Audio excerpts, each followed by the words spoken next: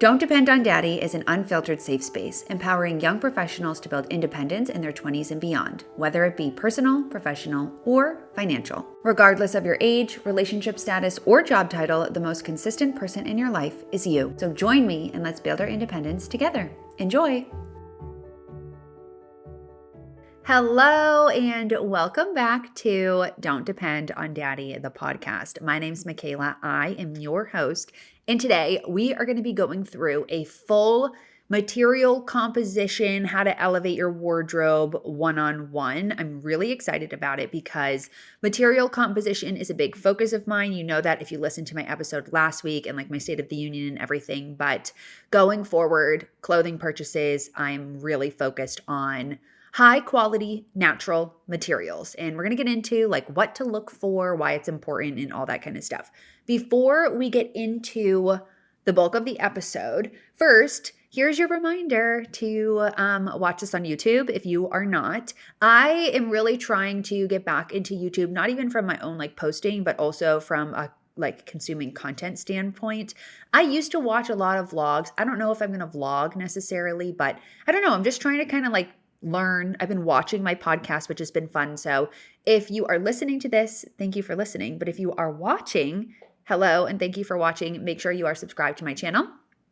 As always, you can get $10 off the personal finance dashboard using the code podcast1. That is an evergreen code. It never expires and it's for podcast listeners only. So if you want to learn more about the personal finance dashboard, all of that information is also in the show notes. If you are interested in getting started on your personal finance journey, and the PFD feels a little bit too cumbersome, I am going to be coming out with my basic budgeting template. It should be coming out at the time this goes live next week. So very soon. So make sure you're clued in on my Instagram for that. And if you are new to your financial journey and you are just looking for like a couple of things that you should be paying attention to, maybe you're not ready to like figure out what budgeting template is going to work for you, I have a free personal finance starter kit. And I don't talk about this a lot. I really honestly should, but it is always linked on my resource library and in the show notes. So I'll make sure that that's highlighted for this episode specifically, because you should totally download that if you are new here and you haven't downloaded it yet. Basically, it just takes you through like the 5 most important things to do if you're getting started with your money, especially important in 2025, since we're still at the top of the year. Housekeeping, we are all out of the way. Yay. And so now we are going to get into the bulk of the episode. And like I mentioned, today we're going to be talking about material composition and natural fabrics and fibers and why they are worth not only focusing your attention, but also your money on going forward. So I'm going to cover a couple of key things. First, why it's so important. Second, the fabric types to consider and what you should avoid. So we'll go through like, what are the natural fibers that you should be focusing on buying and for what? And what are the fibers and synthetic materials that you should aim to avoid as much as you can? Items for your wardrobe that you should focus on. So where is it most important to prioritize buying natural materials? And then a couple of brands that I love for certain things, because I get this question a lot on TikTok. And essentially like one brand is going to be perfect for everything. Like I go to different brands for different things, and some brands have some really great things and also some not so great things, and you just really have to look. So I've done a little bit of digging for you just based off of like things that I'm buying or have bought in the past, and I'll share those with you as well. So with that, let's get into it. And we're going to start with why you should focus on purchasing natural materials. So the big like overarching reason is because it's a better ROI or return on investment on your spend. Natural materials and natural fibers, when they are properly cared for, can last for years, sometimes even decades, if you really do take care of the way that you wash your clothes and if you're using fabric shavers and just taking care of the material overall. A $200 wool sweater, if it lasts, for example, 10 years, that's $20 per year. The cost per wear on that is so low.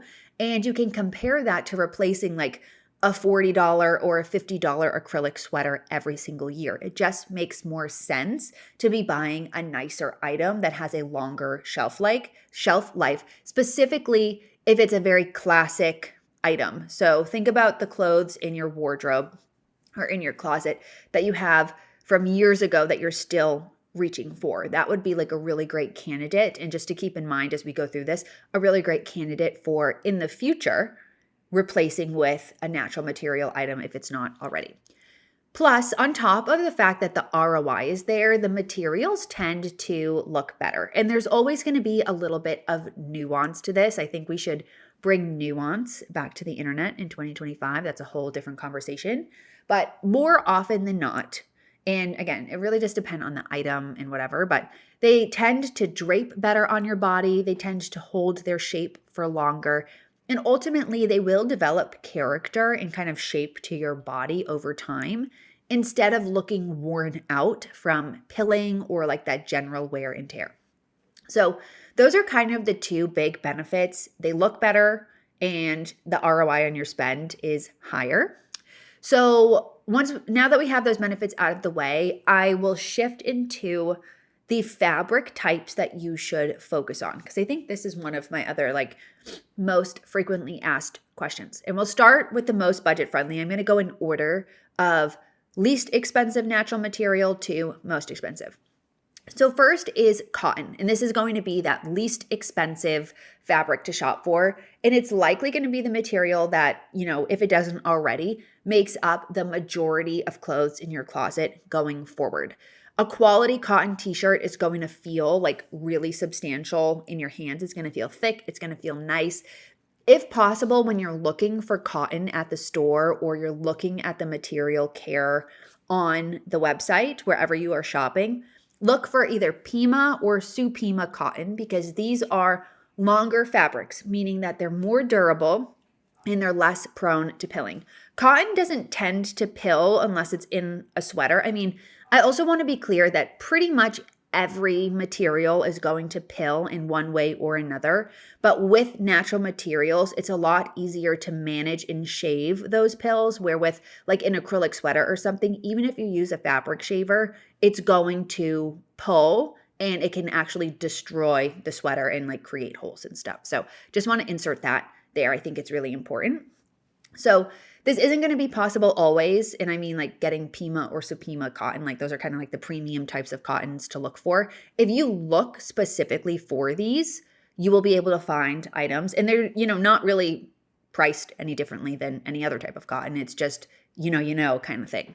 But if you see it, you're kind of like buying the best of the best when it comes to cotton. Cotton is an ideal fabric for denim. It can be great for sweaters, t-shirts, long sleeves. Most of my denim is 99 to 100% cotton.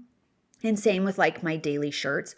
I do have a few exceptions. Like sometimes, for example, the shirt I'm wearing right now, if you're watching on YouTube, it's a little bit more of a spandexy material. It just has a different texture to it. I wear it for different purposes. And I don't think I would repurchase this going forward, but the majority of like the long sleeves and t-shirts that I wear almost every single day are 95 to 100% cotton. If they're not 100%, it's because they have a little bit of elastane in there for that like nice breathable stretch. Next, we have linen.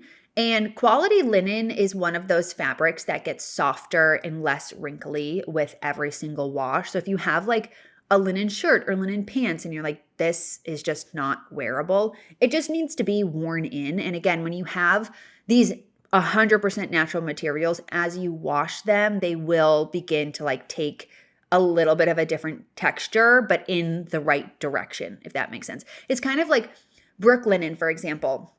So I have Brooklinen sheets on my bed, and I have had them for years. I got them first when I was in LA. I just rebought a whole set for my new bed here in Chicago. And I get their Luxe Sateen set, which is 100% cotton. And their whole shtick is the sheets get softer every time you wash them. And like that is 100% true.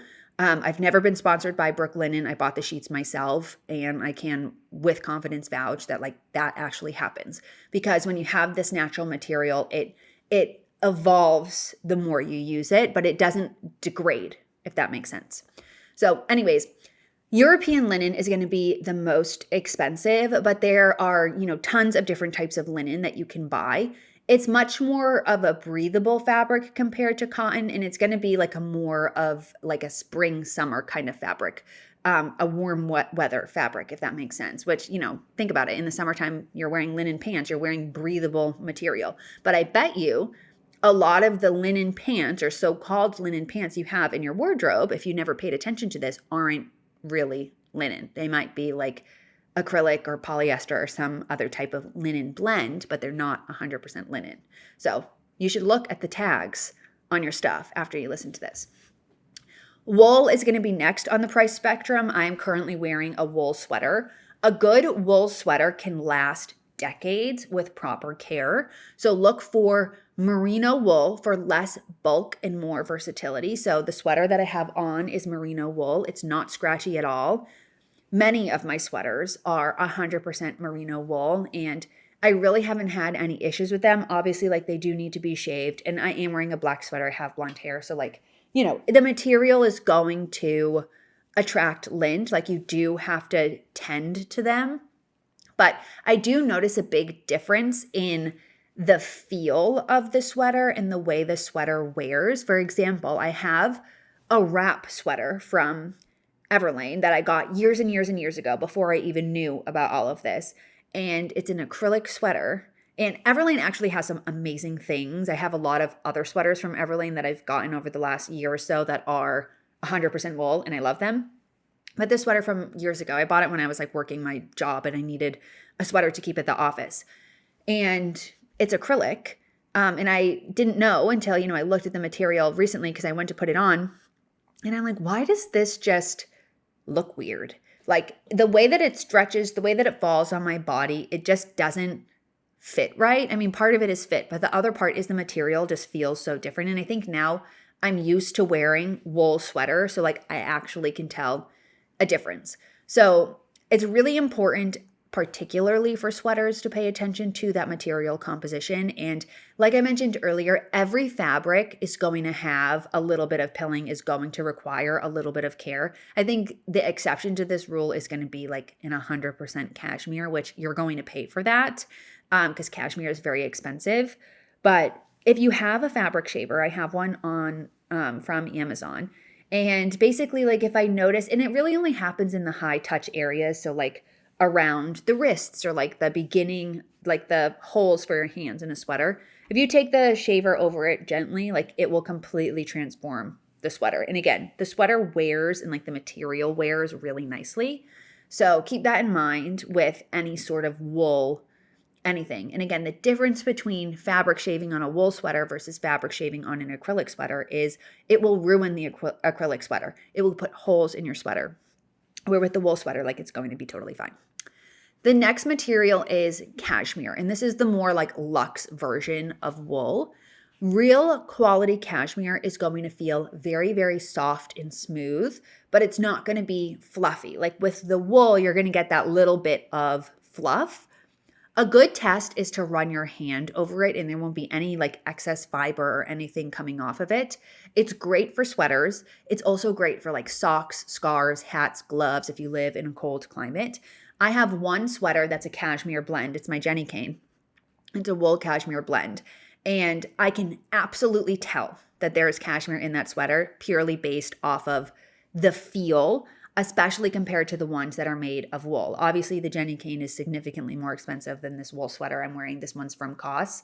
And, I'm very much so considering purchasing one of the cashmere sweaters from COS. The issue is the sales tax in Chicago is so high that I'm like, ugh, I just don't know if it's worth it. So the jury's out. I will let you know. But cashmere, like, it is more expensive, but you can feel and tell like a very tangible difference in it. So you're going to pay, but it is like kind of the best of the best, specifically when it comes to sweaters. I did also order a cashmere wrap from Quince, and I have a cashmere head, like ear headband thing, not earmuffs, but the headbands that you put over your ears. And then I also have a pair of like leather cashmere. They're leather on the outside, cashmere lined on the inside from Quince as well. So for accessories, I think that Quince is a really great store to go to for cashmere. I have not tried their cashmere sweaters. None of them really stand out to me, if I'm being completely honest. But the jury's out. I'll let you know if I do end up trying one. But cashmere is really great for like winter gear, obviously, and it's very warm. And the last material here is going to be silk. So this would be considered like the best of the best, like the pinnacle of natural fibers. Quality silk is going to have like a little bit of a luster to it. It won't be shiny and it's going to feel substantial. So like it will feel thick, if that makes sense, but it's also lightweight. And there's a big difference between silk and satin. Satin is I believe satin is a synthetic material, but I don't know for sure, so don't quote me on that. But silk, I actually ordered a pair of silk pants from Reformation. I did return them because I just didn't like the way they fit, but they were 100% silk and they were fabulous. And so once I find a pair, that's like a wardrobe gap that I really am trying to fill, is having a pair of silk pants that I can, because they just look a little bit nicer than like a linen pant or something for elevating a work from home outfit or just like a day-to-day outfit, if that makes sense. So that is a gap I am trying to fill, but silk is one of those materials that if you can get 100% silk, like you really should. Okay, so now that you know the fabrics to look for, cotton, linen, wool, cashmere, silk, I'm going to run through some of the fabrics that you should try to avoid. And, obviously you're not going to be able to avoid these fabrics 100%, especially we live in a world where like it's not entirely possible unless you have a ton of money or you're like incredibly ruthless about how you are spending. And that's completely fine. And also like you do probably have a lot of these fabrics in your closet, and that's also totally fine. Like you should continue to wear them. This conversation around material composition is not meant to say like the clothes you have are shitty and you need to throw them away and go buy all new clothes. It's more like, okay, now that I know this, going forward, I'm going to make different choices and I'm going to pay attention to different things with the clothes that I buy. Like that's really the purpose of the whole thing. So some of these are, more common than others, I guess. And there are going to be things that you buy that have some of these in them. And again, that's fine. Like you can't be 100% perfect 100% of the time. So anyways, these following fabrics are the main synthetic and non-natural fabrics to consider avoiding when you go shopping. First is polyester, and this is made from like a plastic petroleum kind of blend. So petroleum, think that's like gas you put in your car. They're not biodegradable. They have lots of microplastics in them. They're not breathable. They trap odors, so that's why your clothes stink if you don't wash them every single time you wear them. And they tend to be treated with harmful chemicals during the manufacturing process. So polyester, I think, is the most popular. It's also the fabric that many brands use to cut costs when creating clothing, and then they will jack the price up for consumers, obviously. So if you have anything or you're like looking at new clothes and you see that there's polyester in it, I think for me at least, my general rule of thumb is like, I will not buy polyester at all going forward. Some of these other ones, again, it depends, specifically like an elastane, but that's kind of really the only exception. Next is acrylic. This is similar to polyester. It's synthetic. It's made from petroleum. It's very, very toxic, and it is very bad for the environment. It uses a lot of energy during the production process. It has poor temperature regulation. So if you have an acrylic sweater, you may notice that you sweat a lot, and it's because the fabric is really not breathable, and it can release harmful substances when it's heated up. So I don't know. Acrylic, if you're buying sweaters and they have acrylic in them, I think you should just honestly, like you really shouldn't, because outside of these cons, they stretch and they look bad over time. So next is nylon. Again, this is another petroleum-based synthetic fiber. It's also very bad for the environment, very energy intensive. It's not biodegradable, and it can trap moisture and promote bacterial growth.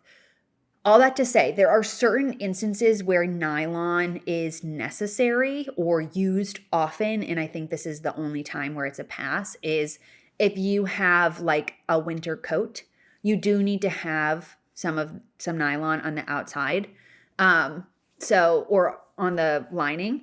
I bought a wool coat and I believe it's like 90% wool and the lining is nylon. And so is that my favorite thing ever? No, but like there are instances where it's okay. And it also makes a big difference in price. So like in a 100% wool coat, at least the ones that I was looking at were like $400 or $500. The ones that have 10% nylon and 90% wool were like $150. So you really have to look, you have to gauge, and you have to decide what is and isn't important to you. My threshold is 80% natural material, and the only ones that I'm like 100% I'm not buying are polyester and acrylic. Moving on, we have a rayon and a viscose. So this is a plant-based, like kind of modified fiber.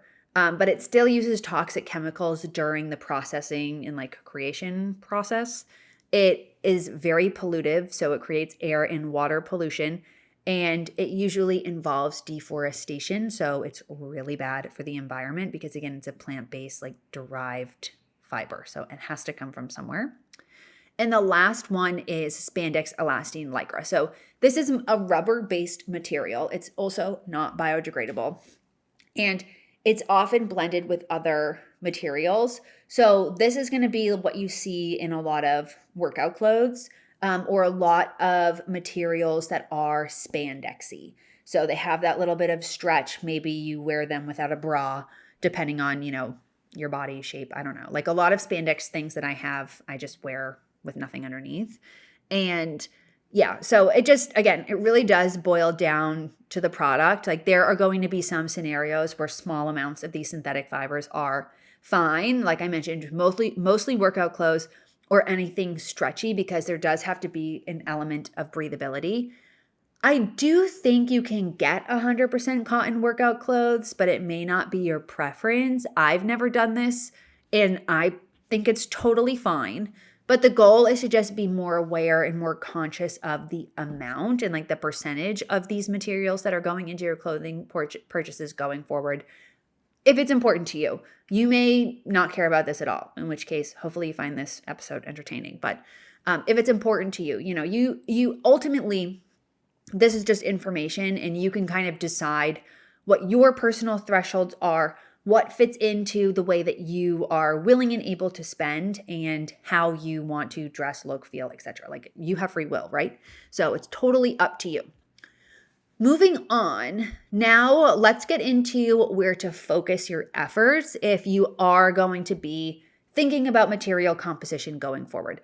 So this is going to be very individualized. And I also do want to emphasize that buying natural material isn't always more expensive. Sometimes it just requires like a little bit more effort, and really understanding like what are the clothes that you wear all the time. So overarchingly, the goal is to start purchasing natural materials and replacing clothes, like when they get to that point, with your highest touch clothing items. So a big factor in this is actually going to be identifying what clothes you reach for the most, like what are you gravitating towards in your wardrobe over and over and over again. And since those are the clothes that you end up wearing the most, obviously you want them to have the longest shelf life. And it's also okay if you end up spending more money on them since you wear them so much. Like for me, especially now being in a winter climate, like I wear a sweater every single day, and I'm re-wearing the sweaters that I have to the point now where it's been 2 weeks and I'm like, okay, maybe I do need one more. So if it's something that you're wearing all the time, it's okay if it's a little more expensive, because when you think about cost per wear and cost per use, like that cost per use is going to be lower. So for me, my highest touch items are jeans, t-shirts and long sleeves, sweaters, and sweatshirts and sweatpants. So like sweatsuits overall. These are what I'm wearing the most at home, and also when I'm going out, like in my day-to-day life. So for jeans going forward, I only buy jeans made of 100% cotton. For t-shirts and long sleeves, I'm focusing on 90% cotton at a minimum, ideally 100%. Although I will say, I personally like a little bit of stretch in my long sleeves. So I have a 100% cotton long sleeve from Brandy Melville. And I actually find that the stretch isn't to my preference, if that makes sense. I still wear it often, but I have more long sleeves from Aritzia. They're the TNA home stretch long sleeve. Everything in my closet is linked on my LTK. So if you're interested in exactly which ones, like you can go there and look. But I have the TNA home stretch long sleeves, and those are 95% cotton, but they have 5% elastane. And that little bit of elastane makes the biggest difference in terms of how it fits, how it feels in the stretch. And I think that's really important to figure out, what do you like? Because you might prefer the 100% cotton, in which case, go for it. But if you like the little bit of elasting, like that's also totally fine. So yeah, that's kind of how I feel about t-shirts, long sleeves, sweaters. I am only buying 100% natural material sweaters. Because if it's not 100% natural, it will have either polyester or acrylic in it, and I will not buy that. So they need to be either 100% cotton, 100% wool, some type of cotton wool blend, or it could be a wool cashmere blend, or it could be 100% cotton or 100% cashmere. But I would like to eventually have a cashmere sweater, but the jury's out as of now on like what and where. I will update you if I end up buying one. If I see any acrylic, any polyester, it's an automatic no, no exceptions. I don't care if it's the cutest sweater in the world. I am not buying it. Because sweaters specifically are when you can tell that something is not made of natural material, and it's just very important to me. I also want to highlight again that natural materials are not always necessarily more expensive. I have found shirts that are 100% cotton that are priced the same, and honestly sometimes even less than those that have the synthetics, and it really just depends on the brand and where you're buying it from. It just requires that you look a little closer and you get familiar with brands that tend to carry products with these natural fibers, and being more thoughtful and intentional about the purchases that you make.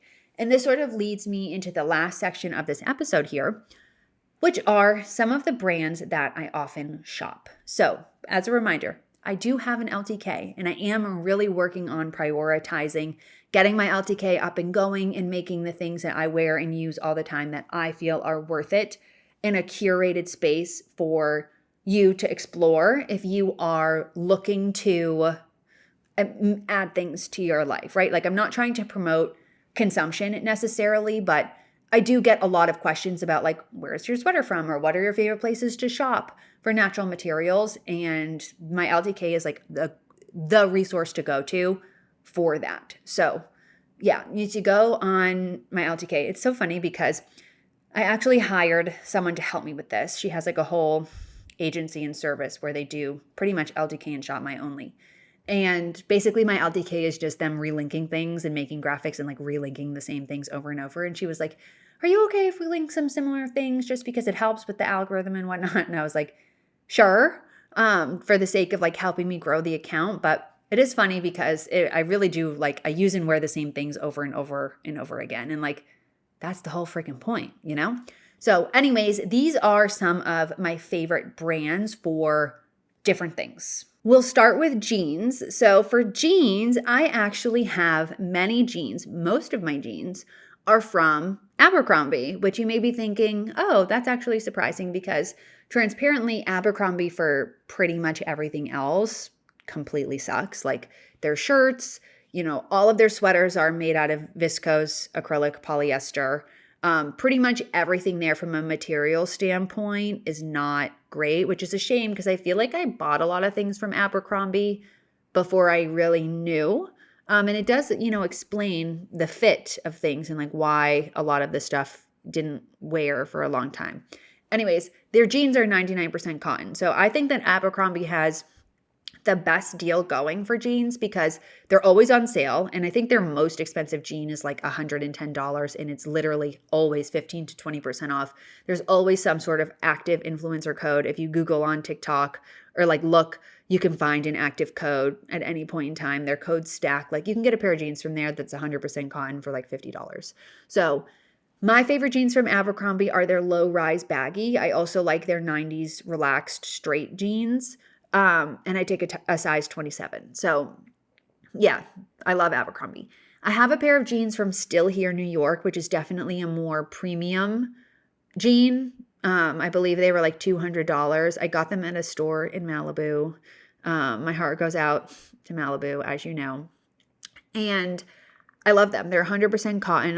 They're the cowgirl jeans, which are like my favorite jeans. I just can't really wear them in the winter here because they have a slit on the side. I also love the Aritzia Denim Forum brand. I have a pair of jeans from there. I believe they're the Renee, maybe. I'm completely making that up. I have no idea. They're on my LTK and I love them. They're the perfect like cut color. They're like a dark denim. They're great. So those are kind of my three go-tos.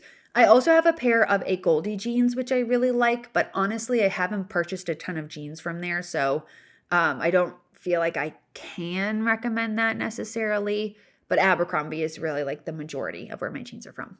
Next, for like shirts, my favorite shirts are from Aritzia. Unfortunately or fortunately, I know people have mixed feelings about Aritzia.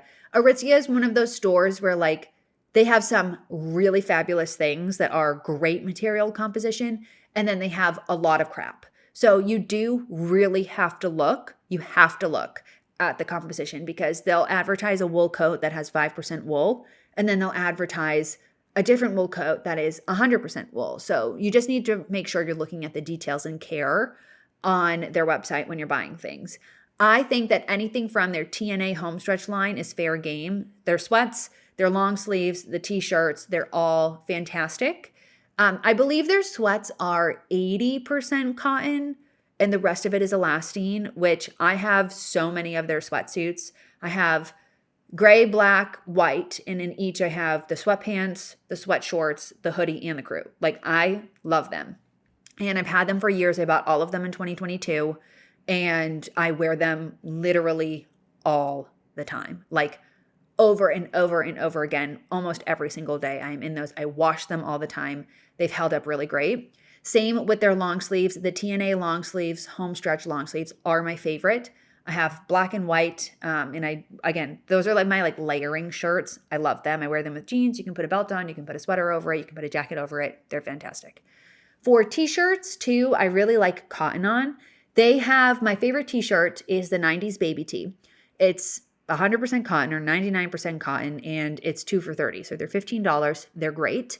I highly recommend you check out Cotton On for like those basics. It's not great for tons of stuff, but for just like a basic t-shirt, it's a great store. J. Crew also has great t-shirts and long sleeves. I haven't purchased any from there just because I have what I need. But I have been on their website a lot when I was looking for like what is a melange of options. And I do see people recommending J. Crew a lot, and also like their clothes are great. So J. Crew is another great store to look at for jeans, for t-shirts, kind of for everything. But again, you really do have to look at the material comp because I want to emphasize no store that I mentioned today has 100% great things for everything. Like these are just the things that I know from those stores are good. Moving on to sweaters. So this is going to be that last category. My favorite sweaters are from COS. I'm wearing one right now. COS is an amazing store for sweaters. The issue with COS is that they go in and out of stock all the time. So like the sweater that I'm wearing is new this year, but like it's in stock one day, it's out of stock the next day. Like, I don't know what they have going on there. And also like they never really have sales, and all the stuff that you want is always excluded from their sales. Like their cashmere never goes on sale. So like that's kind of annoying, but they have great sweaters and like so many different kinds, and they're all either 100% wool or 100% cashmere. So COS is a really great place for that. Also just basics in general. Like I love the style of COS. I feel like it's very Euro. I think it's a European brand. That would make total sense. But over the last like year and a half, COS has really come on my radar and I love it. Next is Everlane. So I have a couple of sweaters from Everlane. Specifically, I have one turtleneck sweater that I got recently. They actually did send it to me, which is like so cool. I never get clothes. And I love it. It's 100% merino wool. I think it was like $160 maybe. And it's fantastic. It's the perfect cut. It's the perfect length. I'm obsessed with it. So Everlane is a great place to look for sweaters. People also love their jeans, but I have not looked at the material of their jeans, so I'm not sure. Jenny Kane, obviously you can't go wrong with anything there, but you are going to pay for that. My Cooper cardigans are my favorite. They look fantastic. Every time I put it on, I'm like, I look great. So yeah, I love Jenny Kane. I wish that she was less expensive, but she's expensive for a reason. And yeah, she's like one of those Southern California coastal ladies who just has perfectly curated vibes, and I love her. She's a big like inspo for me. Gap has come onto the scene in the last couple of months. I don't own any Gap sweaters. I'm thinking about buying one. The issue is some of their sweaters that are like have cute cuts are not natural materials. I do know they have a couple that are 100% cotton, so you have to double check. Gap is not a safe zone store, but for the stuff they have that is safe is great from what I could hear. And then also, a J. Crew. So with that, I'm going to wrap up this episode. Thanks so much for listening. I hope this was helpful. And I hope it has you thinking a bit more about material composition going forward, specifically with your future consumption. I think this episode and last week's episode go really well together, especially if you are looking to spend less this year, buy better, buy less and buy better, overarching theme. I should trademark that. But I think learning about stuff like this doesn't mean you need to throw things away. It doesn't mean you need to completely change and overhaul everything you've already done, but it should help influence your choices and decisions going forward. So it just means that like purchases, you're thinking about them a little bit differently, being a little bit more intentional. Anyways, like I said, I hope you enjoyed this episode. Please make sure you're subscribed to my YouTube channel, follow me on Instagram. And if there is something you want to learn about or a topic here that I discussed that you want to go deeper on, let me know and I'll catch you in the next one.